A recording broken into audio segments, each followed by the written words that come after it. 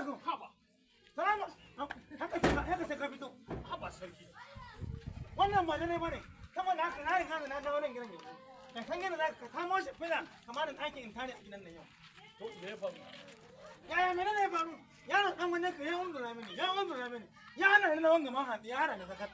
A inda nake muna ya hana ni sakat. A kan hanya ya hana ni sakat. A gidana ya hana ni sakat. A kan titi ya hana ni sakat. Bai na tare masa.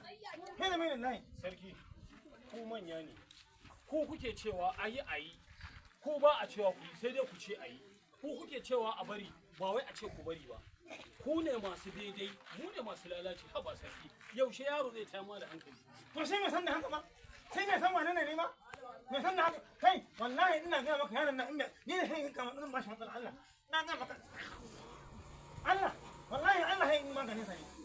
Ni sai maganin sa. dan Allah kai yau in dai ɗana ne daga yau an yi ta ƙare ba zai ƙare maka in ko ya ƙara maka to ka dawo ka zauna a nan gida na yadda Kai alƙawari. na yi alƙawari Kai alƙawari. Na yi alƙawari. To wallahi ka gaya masa. Ni abin da yake ne shi ina da amma sarki ka fa san ni ba mazauni bane ni ba mazauni bane jiya na dawo kuma gobe zan tafi amma in dai ɗana ne ba zai ƙare ba duk inda ya ganka sai dai ya rusa yamma In na ga alƙawari sai kenan. na yi alƙawari Haka na kuɗin goma. sarki kaga jiya na dawo haka ne An samu waɗanda kama na samu wani ma yanzu na kawai. Yanzu na fito ni ma. An talla da kwakwan da kane nan. Ni ma yanzu na fito. sarki Gidi.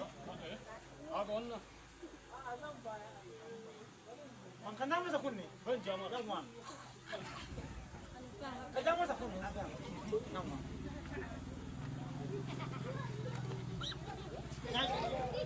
ba mu shawaki kai ma yana akan cewa kai ma banda Afirka to kuma so da ka kana so muka sai Allah ku shiru Silent. wa shu je je ya suna ɗan nama action Dan Jummai.